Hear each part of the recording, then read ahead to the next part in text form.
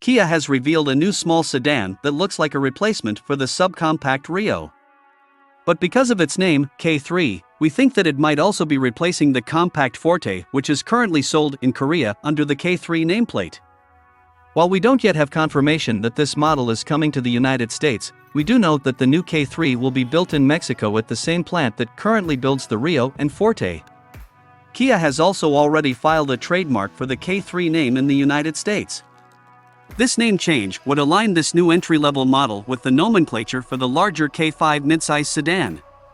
The K3 adopts some of Kia's latest design cues, such as LED accent lights that extend below the headlights as on the EV9 electric SUV, and features a modern-looking dashboard setup with large digital gauge cluster and infotainment screens. The steering wheel is taken from the EV6, and there are interesting-looking patterns on the door panels and dashboard trim. Kia says that the standard powertrain will be a 1.6-liter inline-4 with 121 horsepower, which is currently the Rio's standard engine in the United States.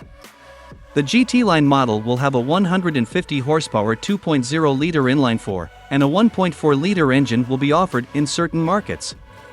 We think the 2.0-liter powertrain is the most likely option for the United States market K3.